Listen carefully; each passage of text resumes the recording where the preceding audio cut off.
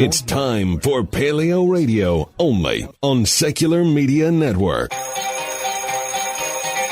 You are now entering PaleoRadio.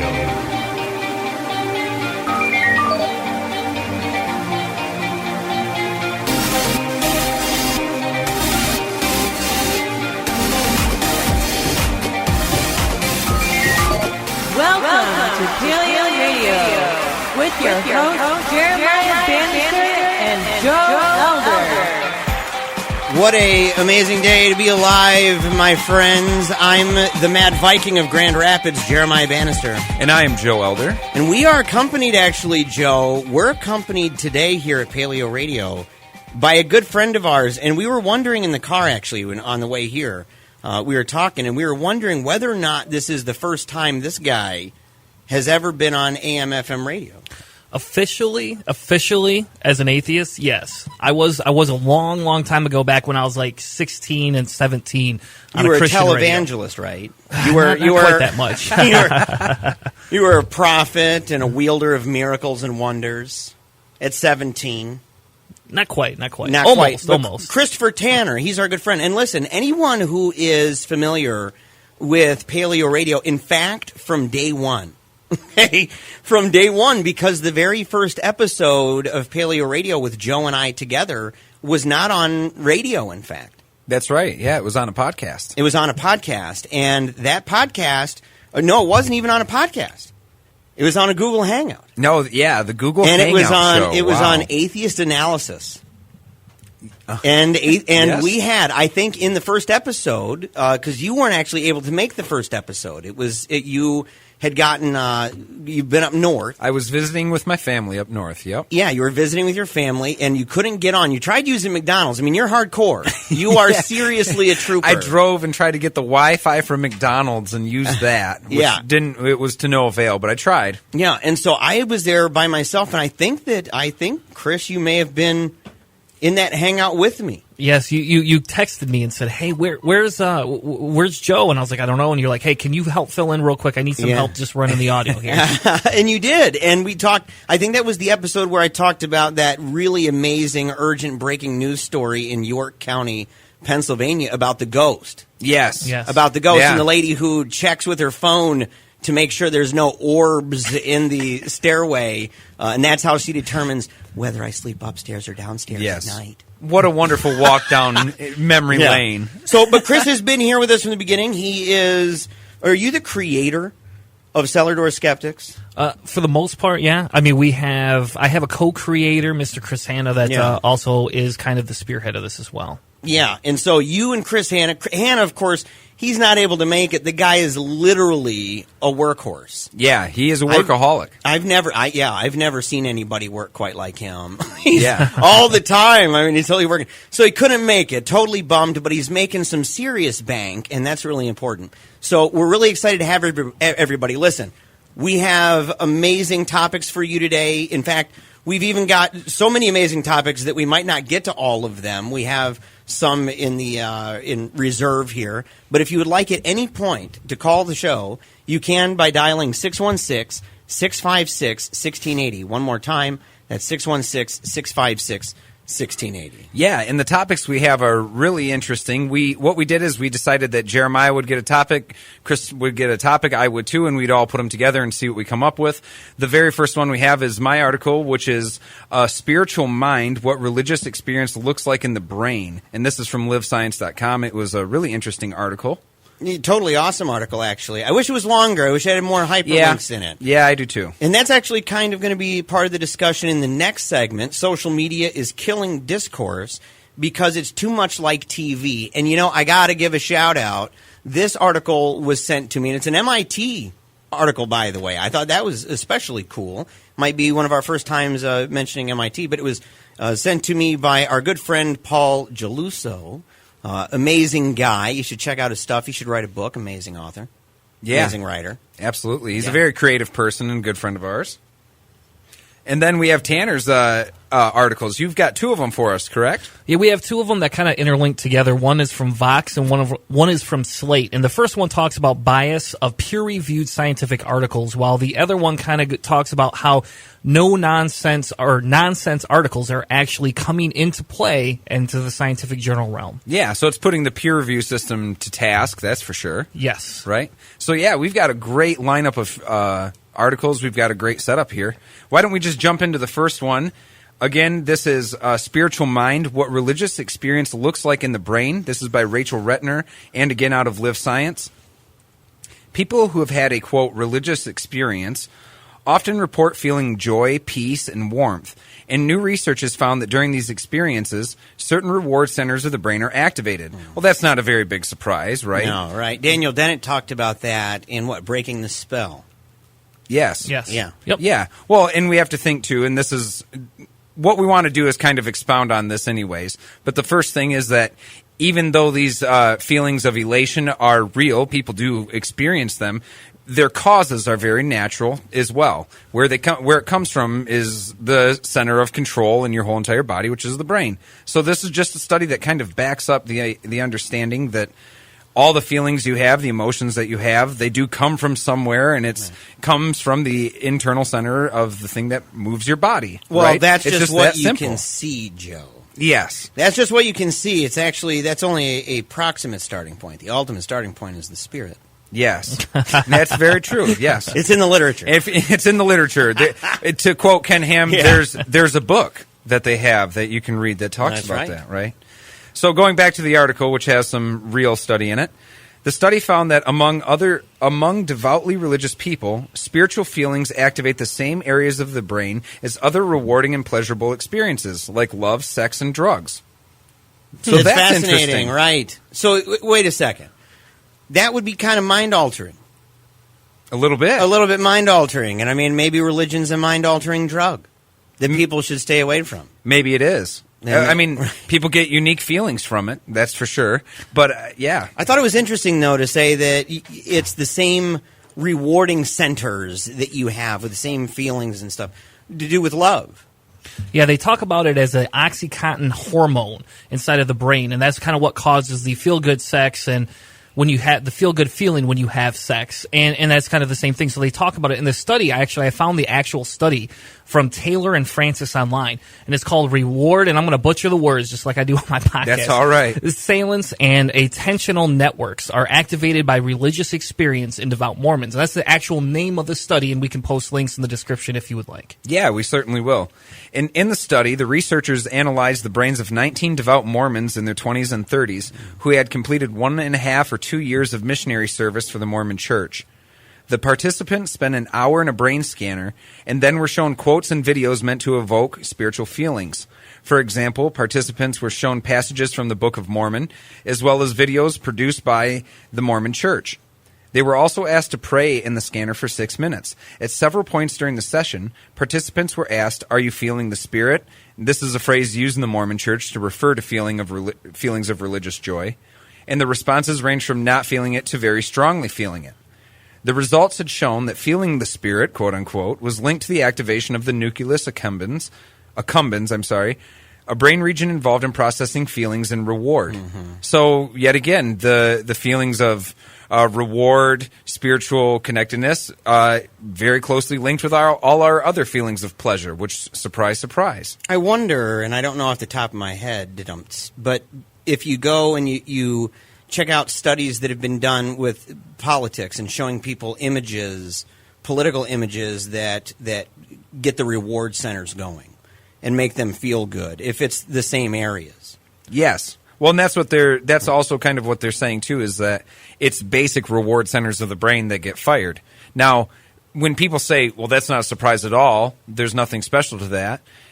Even if you're religious and you feel that way, you have to at least admit that there is no special thing going on in your brain when you have those feelings. It's coming from the same areas that your brain normally has for feelings of happiness, sadness, those sort of things, or pure elation, I guess I should say. That comes from a center of the brain that we have mapped. We know where that is, and it happens to be the same one that you have when you have spiritual feelings. So at least shows that there's not some woo-woo magic that's going on when you have a spiritual experience.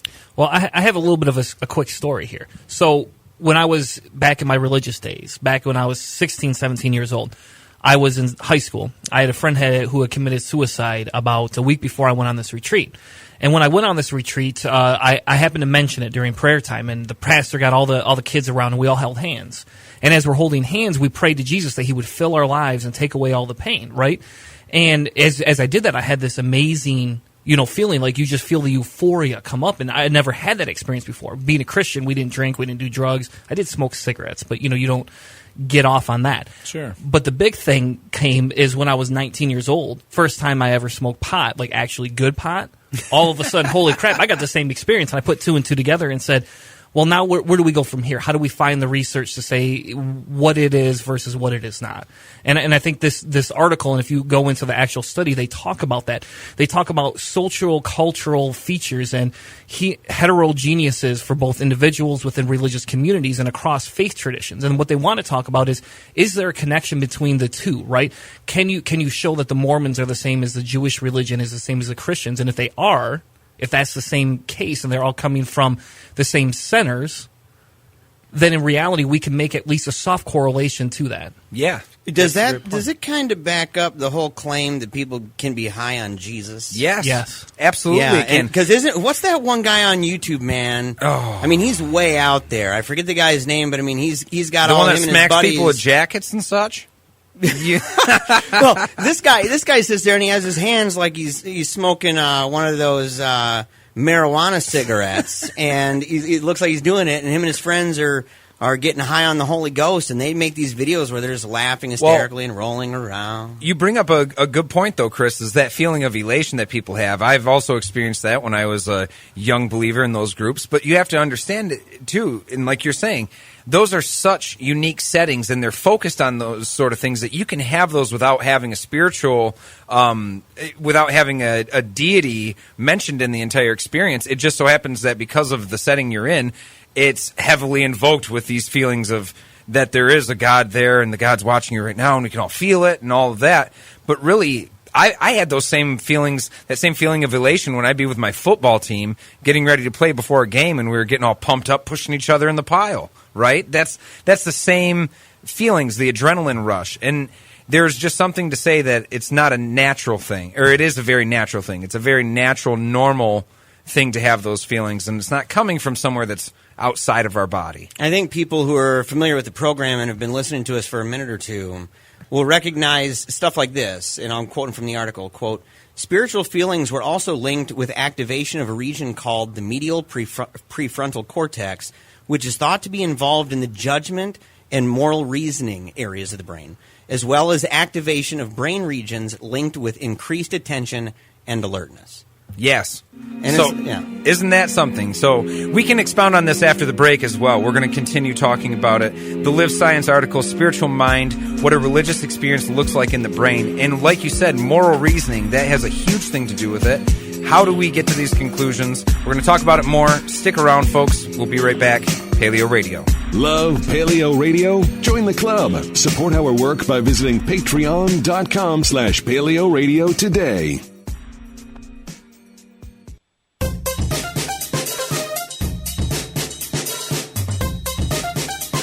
Back to Eagle and Dragon. Welcome back to Paleo Radio, 95.3 FM, 1680 AM, and as always, you guys can call into the show, 616-656-1680.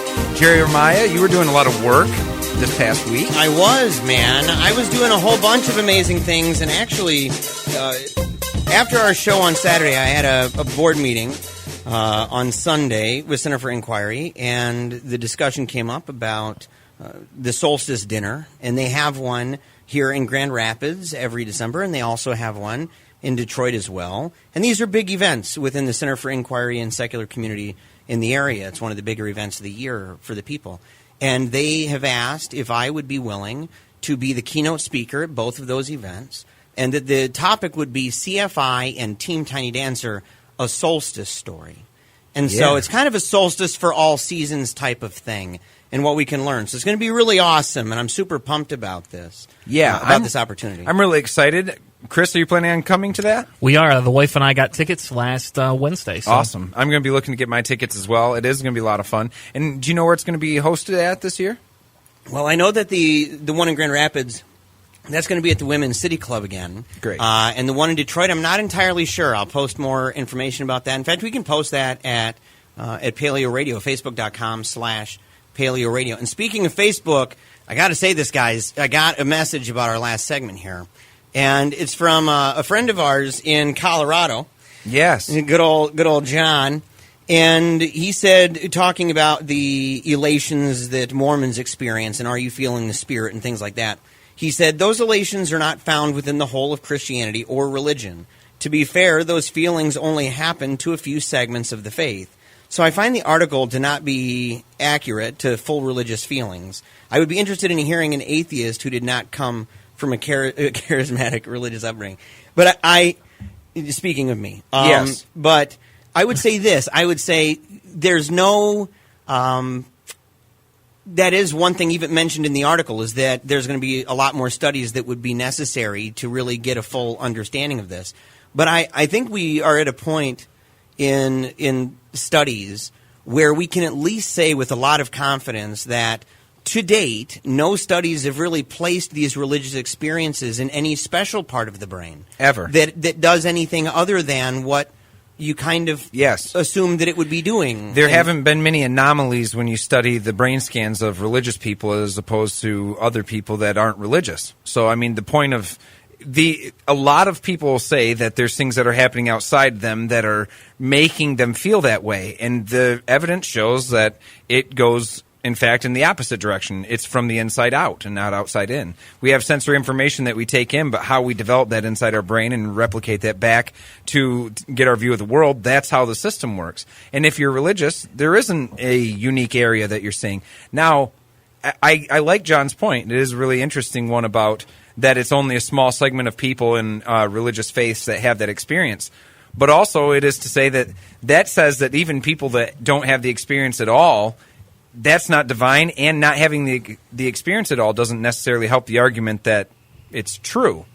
No, but I do think we want to be careful here because, you know, one of the big arguments that we hear, it's like begging the question, right? It's begging the question of if a God exists, could he use a normal brainwave path? Could he use a normal brain avenue for us to experience this? You know, and that's the bigger question here is how can you tell the difference? You know, it's kind of like the hidden God argument. You know, you hear Justin Schieber say that all the time. There's a hidden God within this universe. And so if he does exist and he's hiding from us, what's the point to that? Yeah. And that's kind of where, you know, I mean, I get John's point and I get the understanding of, you know, not all religions have that same thing. But if God is using it in different ways, what's to say he couldn't choose a different religion and use a different way? And then at that point, you don't know. So what's the point of worshiping it? Well, if he could... If the whole idea is, I've never had an argument that I've had a huge take against.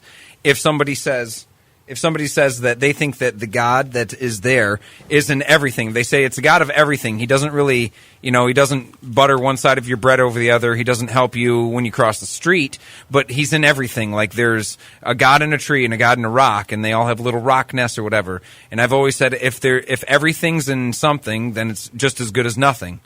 It means, in practicality, it means nothing for a tree to have treeness or a rock to have rockness. It's not something that's measurable inside of it, and if you believe it's there, that's fine. It doesn't have implications on the natural world. Thank you so much, John, for that message, and thank you for engaging with the show. You can also engage with the show by finding us on Facebook at facebook.com/PaleoRadio or on Twitter at twitter.com/PaleoRadio Show. And if you'd like to be part of the conversation, 616-656-1680. We have somebody right now that would like to jump in on this. Warren from GR. He's listening at 95.3 FM. Welcome to Paleo Radio, Warren. Hey, Jeremiah. I think what we're getting here also in the science study is I'm glad they're onto it because I think a lot of people do kind of go for that, like a runner's high or whatever, doing their religious stuff. And I don't really like that. I like to have insights that I can bring back and share. that are more than just, wow, that was heavy tonight, you know. I never done drugs, but I figure sex to me was a little bit addictive, but it wasn't like I came back with, there was some insights of interpersonal relationships, but the actual science is different. And you never see these science people that are, you know, measuring the brain, which is probably they're measuring a doorway access phenomenon. Because when even people that were doing the DMT experiments, say Terence McKenna, who's an anthropologist, PhD, and his brother, PhD also, they were doing their ayahuasca, and they noticed they had the identical illusion, quote unquote, of a being that was in charge of the psilocybin mushroom, and it was telling them how to raise the mushroom. And then they even asked the questions, why are you even interested in us in raising your mushrooms? And he's interested in the human kingdom. They had this dialogue, and they both wrote it down. It was the same experience. So, you know, I mean, their shared hallucination doesn't fit the, you know, pure ecstasy part of the brain. You're just a bunch of chemicals flowing around loose. And this goes on in all kinds of things. If you look, now you could say that, well, it was not a double-blind study, but that's a very valid there are thing to say. double-blind studies of the meditators and their brain wave frequencies syncing up, and then you put them in Faraday cages in separate rooms where they couldn't hear, see, smell each other, and they sync up, and they put headphones on one set of them, and they have clicking noise in there, and then the other guy starts to have those same impulses in his brain, and you never hear this study, and any quantum or any physicist ever quotes this study. And then all the prayer studies, they say, well, we couldn't replicate it. Yeah, but when you look at their replications, they're not actually praying the same way. They're telling you, I want you to visualize this, do this kind of mantra, such and such. They're not doing it the way they naturally pray, and then they say, see, no results. And they did these studies with double-blind and with seedlings in brine solutions and non-brine solutions, and they were like 50% greater germination rate. Do you think, Warren, that they don't make it to those, and we're going to talk about this in the next segment. No, that's what they say. They say the same thing with the MMR studies. Well, we just found out from the whistleblower inside, William Thomas. Thomas Williams, God, I can't. Mm-hmm. One or the other. It turns out those are the only studies that never get peer-reviewed, and the four scientists, the top scientists, just went back and worked for Merck as the head of their vaccine division, and it turns out that they lied the whole time, and that was been the gold standard on whether you're rational or not. The vaccines are so important. He says, well, a lot of vaccines. He just says this one, and also the mumps vaccine in Britain is under lawsuit right now. And, you know, this is when you're nuts if you question anything, because these are the taboo areas. And, no, the studies aren't goofy. Well, and I think the other thing, though, too, is that like the Linus Pauling study, they can't even it's not that those people get shut back. Warren, I'm gonna hang up on you if you're gonna interrupt me on my own show, man. I'm sorry, I don't jive that way. You just said to me that those are reputable studies. Okay, so when we talk about the studies, when we talk about those studies, there are peer review studies that get double blind, and there's plenty of them that say there's no results. Now, here's the thing. You might have your one that has the result that you're looking for, and it's not as high up the chain as you want it to be. And there are people that can get some of that attention towards it if you'd like it. But if they come up with a result that it's woo-woo junk, you've got to accept it. Oh, right. But this was a study like they did a intentional and non-intentional brine solution prayer study, and it was double when they said, thy will be done sort of thing versus I want those seedlings to grow better. Yeah. It was double the previous. So, they're trying to say that it was meaningless to begin with, and double meaningless is still meaningless. But it's not the case. It's the replicative studies were not replications. Okay, so here's what we can do, and this will help us all, and it will come to a nice solution. Just like last week, you called us about having that study about the vaccines, and I asked you to post it on our Facebook page, and you haven't yet. I want that vaccine study, and I want your double-blind study that you found on our Facebook page. It's a DVD. It's the one that was at the film festival of Robert De Niro. Okay. So it should be easy for you to find and post on our Facebook wall, and when you do, I we went will through check there it and out. I took photostats of the testimony that was given to the congressman. They have done no vaxxed versus non-vaxxed study, which is the gold standard for any normal drug. Okay. They are totally exempt from doing that in the vaccine study people, and they are totally exempt from any liabilities. Okay. Just like nuclear industry. It's the most amazing thing, an industry that 100% practically polices itself, at least the vaccine part of it. Okay. The data is there. They got their own whistleblowers. They can't fire the whistleblower because they don't want we're going to let you go, Warren. That was nice. Thank you so much. This is what I'd say. I thank Warren for the phone call. There is a lot of information in that. In fact, this is something that people can go back, and because it's a podcast, we do it live. I mean, we're in a studio here in Grand Rapids at Public Reality Radio, WPRR. But once this is over, we end up posting this on Spreaker. And so you're able to go and check it out. In fact, you can check it out multiple places, YouTube and even our Patreon. And you can check it out. What I would say is go to about the 20-minute mark and hear this conversation over again and go and look at those tests for yourself. Yeah, I would say that. And some of them have been, in fact, highly publicized. The stuff about De Niro, it was a lot of publications that talked about it. And not entirely against him. A lot of them, even just for the kind of familial affection that people have for him, knowing him for so long in that industry, talking about him. And so I would say no matter what test it is, because there has to be skepticism for anybody looking at this kind of thing or hearing this kind of thing, because it's very easy. I can listen, and I'm not saying that Warren is Alex Jones. I'm not saying that at all.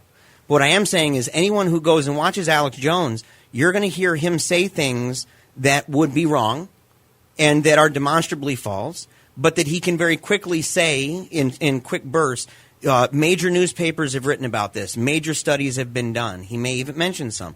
We do it too. Anything we do, anything we say. That's why we put our links on our page that talk about.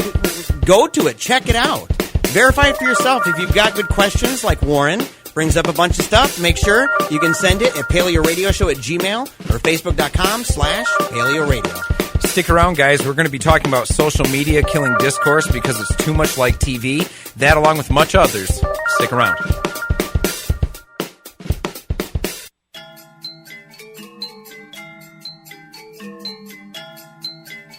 Now back to Joe and Jeremiah. And Jeremiah with a Theracane. Again, this is another week of this. And listen, man, we didn't take a picture of this thing last week. And we need to. This is a big deal. It could save people's lives. It could totally. And it would save a lot of money. I mean, if you're somebody who goes to the massage therapy, if you get warm stones put on your back regularly, or those one suction cup things that leave those terrible marks, Theracane, that I'll tell you, it dramatically helped me in my life, for sure, no doubt about it. And this is not sponsored by Theracane. Yes. This is completely just my personal love. I put this thing in the car on the way here. I was getting everything together. I had the MacBook Pro. I had my phone. I had my water and everything else, my e-cig. And as I'm walking out, I'm like, nope, got to go back. Totally went back all the way through the house to grab this thing just so I could massage myself. And I'm not surprised one bit because Theracane is a quality product. It's the greatest. And that's being said by people that just appreciate people that make it. Yeah. And I want to say something. Listen, man, this is we appreciate, talking about people being appreciative, we appreciate all the people who took part in our poll. Yeah. We actually, we had a poll. And we put one on Facebook, and it's actually harder to do polls on Facebook than on Twitter. Twitter makes it really easy.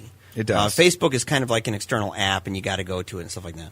And so we put one on Facebook, same question basically, one on Facebook, one on Twitter, and it was this: should Joe and Jeremiah get press passes in order to cover Milo Yiannopoulos and his tour at MSU?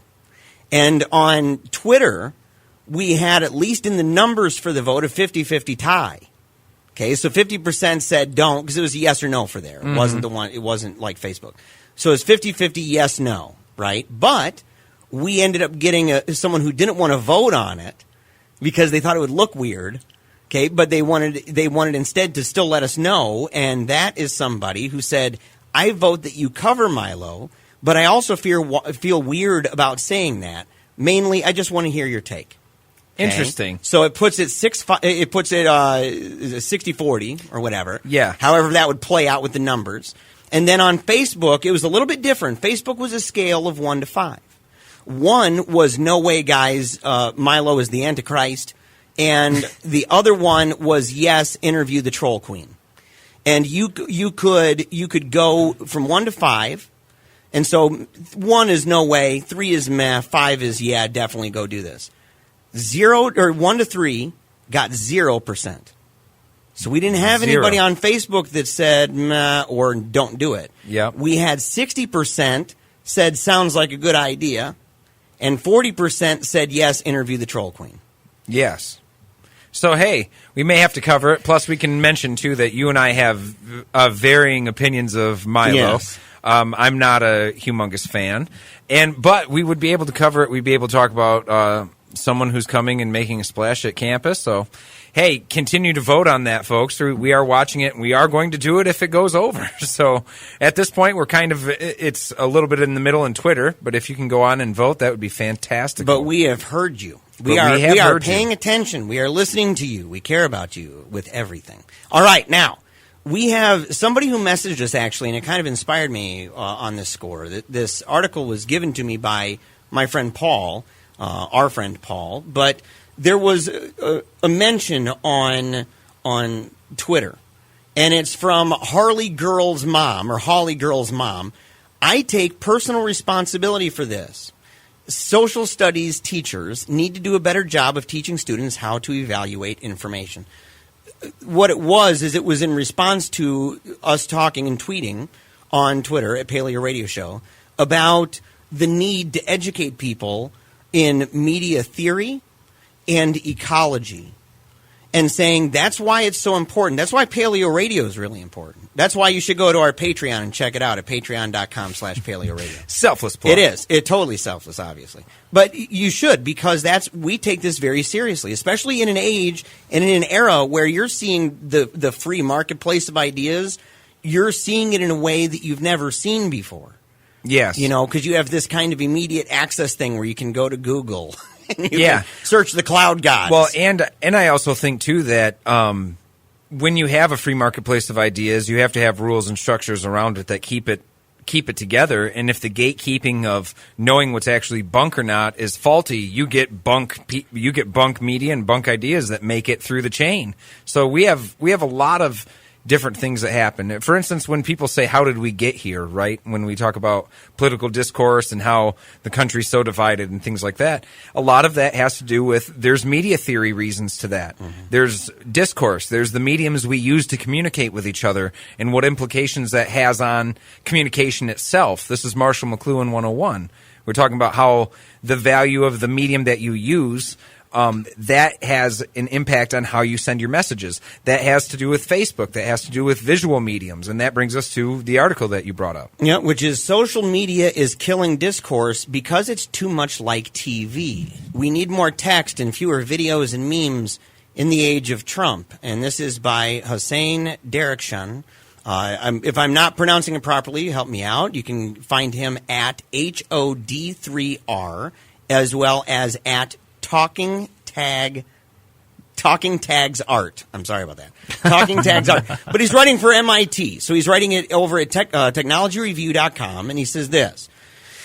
He says, if I say that social media aided Donald Trump's election, you might think of fake news on Facebook. But even if Facebook fixes the algorithms that evaluate phony stories, there's something else going on. Social media represents the ultimate ascendance of television over other media. It's visual mediums. Absolutely. Yeah. And in fact, this is something I mentioned. I talked about this in a Paleocrat diary when we first began. In fact, it was my first one. It was about social media and friendship and about how conversation works now and everything. But so you have this visual medium, whether it's on your phone, whether it's on your iPad, whether it's your tablet, your Mac, your home computer, anything. I mean, you're talking visual medium. People don't need to sit around the TV anymore, just like they didn't need to sit around the radio anymore. You have the radio in your pocket. Yeah. Everywhere you go. You do. And it has to do with the idea of, we were talking about this before we got onto the air, and when you think visual mediums like television, if you're watching a television show, what's the amount of time between scene switching?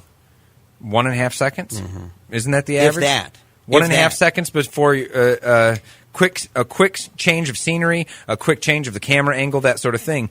When you talk about books and text, we were talking about this. That's like watching a screenplay with one background that was there. Like maybe it's the living room of a family, and that's the entire movie. You get one background scene, and it's the context and the dialogue that you're focused on.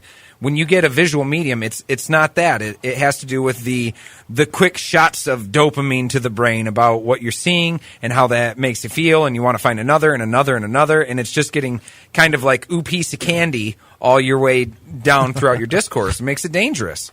Yeah, and one of the things that he talks about in the article, he says the problem is that television presents us with entertaining subject matter, but that all subject matter is presented as entertaining. So if you think about it, you go to Fox News. What is it? It's a visual presentation, right? You know, it's flashy lights. It's a guy yelling at you for a while. You know, it's people that are talking over each other constantly. It takes away the actual discourse of discussion and moves it to, you know, bullet points and it walks you through a movement of just one type of a personality. And it's funny because I watched The Daily Show with Trevor Noah every once in a while, and he had, I can't remember the lady's name, but she was real famous. She became famous for making fun of Colin Kirkpatrick and criticizing him. Tommy Lahren? Yes. Mm-hmm. And he has her on, and he talks to her, and he, you know, the big point is that she wants to yell and scream in front of this microphone and tell him he's wrong. So he goes, okay, so fine. What if I just stop everything right now and say, hey, if I'm wrong, how would you do it differently? And instead of actually doing anything, all she did bother to do was critique. And when we look at the medium of television and kind of what this article, in my opinion, what this article is talking about, the article is moving itself towards explaining why, if we are live in a culture and in a sense where social media does nothing but entertain us and we're not actually gaining a value out of it, we're going to get these puppet heads that rise, such as whatever that lady's name is. Tommy Lahren. And, you know, somebody like Trump to a point. I mean, and you can't blame all of Trump's success just on social media, but it does have a big play it does. in it. Yeah. And not just fake news on social media. Not just fake news. No. Right. No. It has to do with everything. And our boy Jeremiah was mentioned in this article. And this is crazy. We were talking about this on the ride over, is that when we were talking about this subject actually earlier in the week, and you brought up Neil Postman. Yes, and I brought up boy. Yeah, and I brought up what Neil Postman had said about what was going to happen when media got this fast. Is it was going to revert down to lack of text, very quick snippets. People don't want to watch a 1-hour debate. They want to watch They want you to condense that into 15 minutes of the good stuff, right? And some people won't even watch 15 minutes of it. But what Postman said was, when it gets this fast and it gets this rapid, it's not just misinformation, it's disinformation. And in his quote, he says, disinformation does not mean false information. It means misleading information, misplaced, irrelevant, fragmented, or superficial information. Information that creates the illusion of knowing something, but which in fact leads one away from knowing. And that's what we're talking about. That's why you can post an article from NASA talking about the amount of ice that we're losing in Greenland, and someone can post you one from globalwarmingisahoax.com, and they really think that they have just teeter-tottered you. They've just balanced you out, because that's a fact and I have a fact, and we throw our facts together. And that's why when Postman talks about disinformation, this is someone thinking they have the illusion of knowledge. Well, and they talk about it living in echo chambers, right? And what is social media allowing us to do? And he talks about the algorithms, right?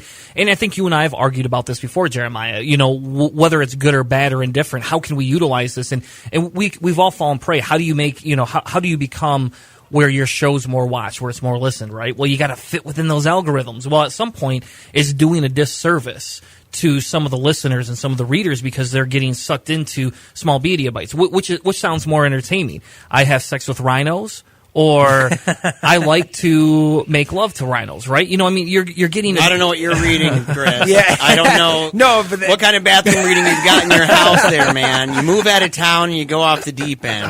Well, it's that Zealand This best code. This is Pizzagate. Yeah, this is is Pizzagate. I can't even believe this. This is hashtag occultic human sacrifice cult gate.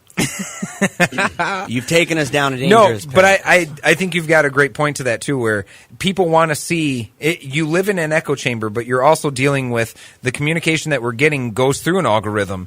But there's ways of fighting that. And the thing too is the algorithm is not going to go away, whether even if we wanted it or not. The idea that the internet is a collection of facts that we all go to and we get the same facts when we go to it is a joke. There's 4 people in this room right now. Jeremiah, Chris, Darren, and I, and all 4 of us, if we were to Google the same thing, would come up with vast different results based on the algorithms that are running on our smartphone or our computer about what we've been searching. So what that tells you is that there's open lanes to taking yourself into stagnant water of information in the internet. People don't get the same access that others do. So that is something that, if that's the case, what do we do with it? And in the article, they had a couple solutions. Okay, yeah, they did. And one of the big solutions is that you need to use less. You need to use less Facebook, less Instagram, less YouTube, and actually go back to some more text format. They also said that we can encourage social media to disclose different aspects of algorithms so that we can tweak them and put trust or like or suspect buttons instead of dislike or like. And that allows us to give the community more of a personality than just a one or off, 1, 2, or 3 thing. And I think that's a great idea, especially liking things that you dislike. That screws up the algorithm. What you don't want is an echo chamber. I don't want to be in an area where everything I think is correct is all I'm getting to see with my friends that agree with me the most on my social media. And if a high majority of our news is coming through these outlets, then we need to consider how that news gets to us. It's like French kissing yourself in the mirror. It totally is. Yeah. It totally is. It just is. And you got to get out of that, folks. You got to get to the point where you can even kiss an enemy on the cheek and say, hey, I want to at least see what is out there from different perspectives. I want to see original source material being interpreted and funneled through various competing narratives and find out which one is actually being most accurate. And listen, I'm with this guy, and I'm going to mention something more when we get back about him, because he spent 6 years in a prison in Iran. Yes, he did. For fighting for free speech, and when he came out, the whole world changed. We'll be back, 616-656-1680. For debates, interviews, or speeches, contact PaleoRadio Show at gmail.com.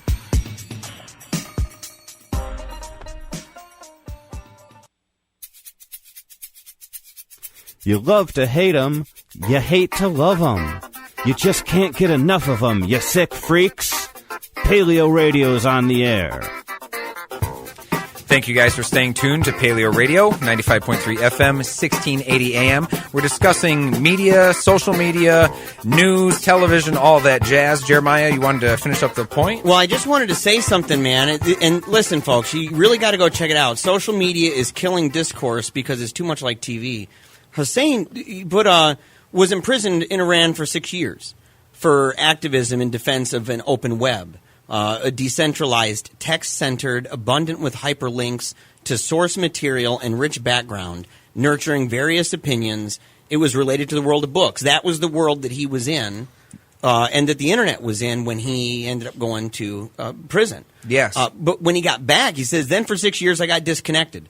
When I left prison and came back online, I was confronted by a brave new world. Love this saying there. Facebook and Twitter had replaced blogging and had made the internet like TV, centralized and image-centered with content embedded in pictures without links.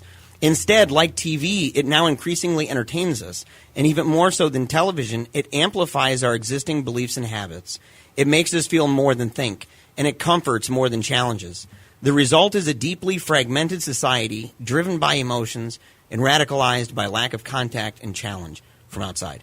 I felt that it was so good, I needed to say it, and we just ran out of time. Yeah. No, it is a great point to it. And it also plays into what Postman said. We said Brave New World. So keep on to this, folks. This is really interesting stuff. Media theory is going to really dictate how people use channels of communication for a long, long time. But we want to get into another subject, one that Chris brought to us, which was peer review and certain scientific gobbledygook that gets into media, right? Yes, it gets into the journals. So there's a couple of good articles that came over, and this is really close to home for me because not only as a skeptic, as somebody that wants to ensure that we use the best knowledge and the best studies for our conversations.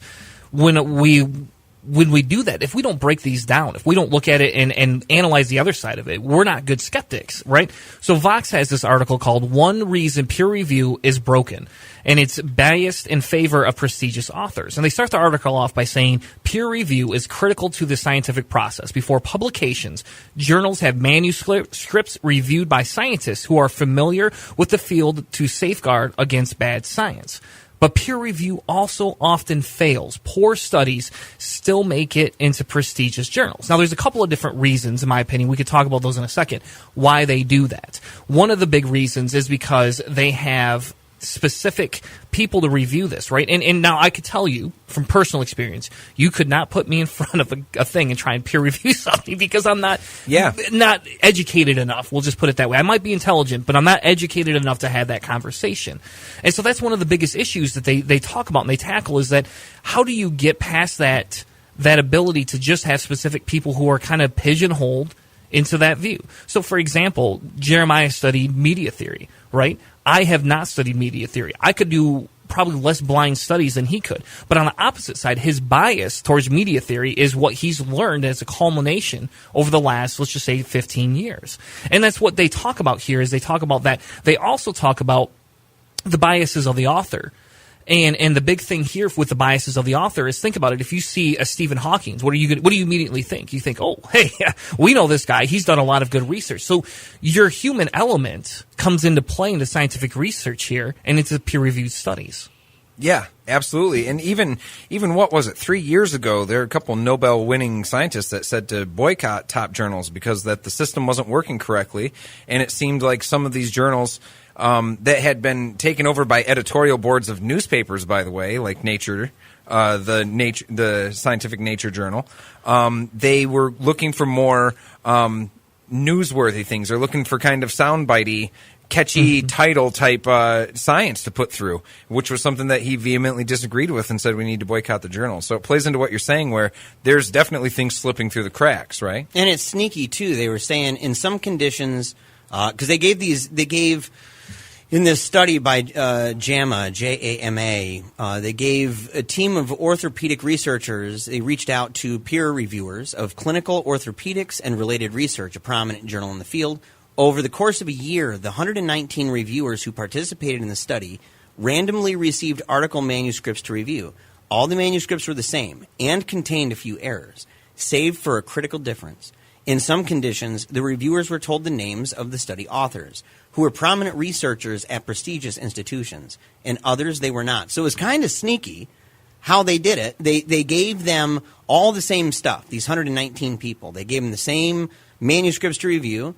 These were all the same. They all contained a few errors, but only some of them had the names of prominent authors on them. Others did not. The ones with prominent authors were the ones that got through, by and large. Yeah. Yep, and it's because because people know that. People see that. People think, oh my gosh, I know who that individual is. Therefore, they're automatically contingently biased towards that. And I want to be careful because we could go off on a long tangent about bias here, right? We could talk about your bias, your humanistic bias. We could talk about media bias because social media, is in play to that as well.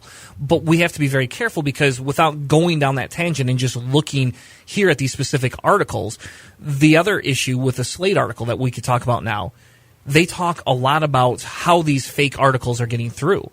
And there's actually this not famous, but this awesome website that allows you to go in and you can actually put your name on these scientific reviewed papers and submit them. And they actually had some get through the process, like you were saying. They had some get through the process and were being nominated. And these people are showing up being like, hey, we didn't write that.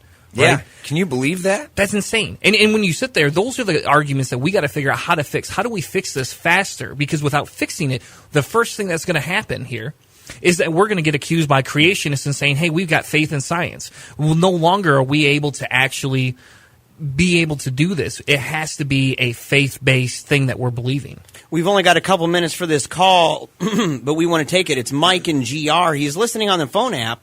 Thank you for calling us, Mike. Hey, guys. It's Cool Mike. Hey, Mike. How's it going? God, great to hear you. Great to hear you, Joe, and Jeremiah and everybody. Hey, we're keeping you guys in our prayers.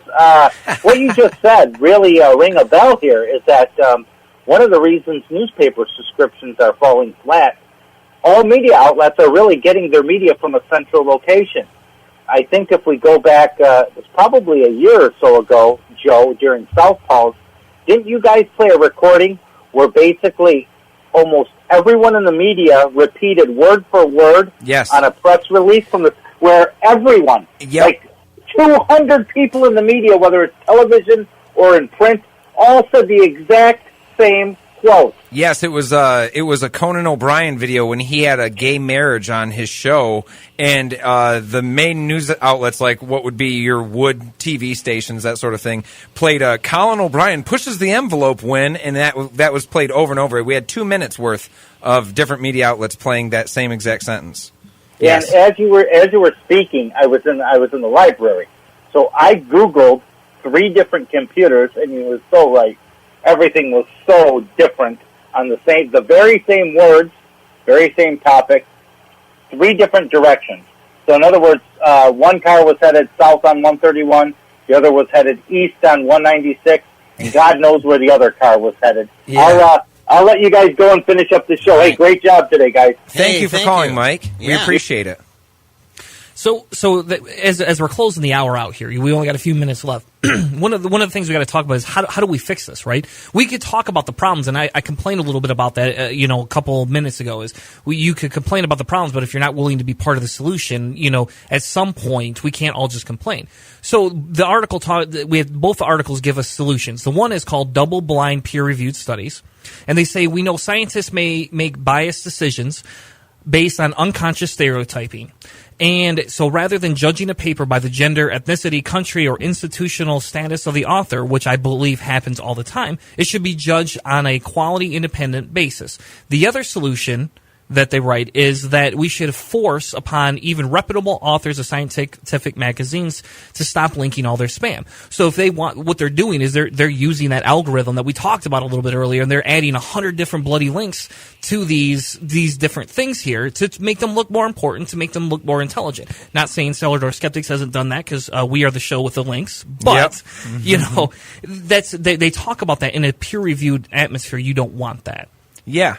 Well, and I think you're bringing up a huge point here, especially with the scientific journals, that in science, the big reason why I support it as a way of logical thinking is that it has the ability to adapt when it knows that there's a problem, or it adapts to the correct answers. And if our peer review system is faulty, instead of taking the typical route that most other forms of thinking take that says, I'm going to defend the system for what it is, we look at that and say, this isn't working correctly. What's the best way to fix it? How do we improve it in a way that's going to be beneficial to everybody? And I think that's something that is inherently good about science, is that it's something that's noticed and it's something that needs to be corrected, right? So when we talk about these things, it's an inherent value that we know that there's issues, so we can go after the correct way to solve them. And whether or not we're talking spirit minds, right, and we're talking about Warren's phone call, or we're talking about social discourse, we're talking about the way that truth is determined and how a lot of sources get pulled in, and because of authority bias and things like confirmation bias, that a lot of them end up reporting on things that aren't good stories. They're not good leads. They're not good anything. Or whether we're talking about peer-reviewed journals like Nature and others, the process is it seems that there's a lot of conversation, debate about the process, and it needs to be more diverse. It needs to be more competitive, more open and transparent. And that this is something that people, whether they're consumers of media with news or consumers of scientific journals, that's what they're wanting. Absolutely. Chris, is there a final point you want to put onto this to wrap it all up, if we can? Sure, yeah. And what they talk about is called self-defeating cycle, right? They have a self-defeating cycle. They want to tweak algorithms, and we talked about all the algorithms earlier.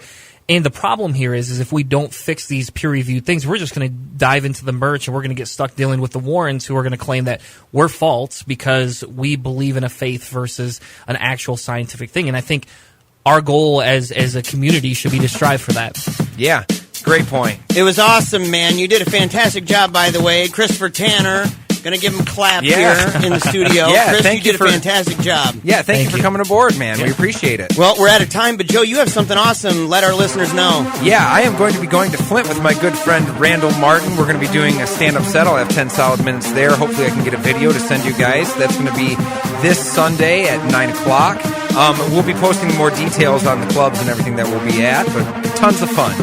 And make sure, go check us out on Patreon, patreon.com/PaleoRadio. Check us out and support us. Thank you for joining. You've been listening to Paleo Radio, exclusively with Secular Media Group.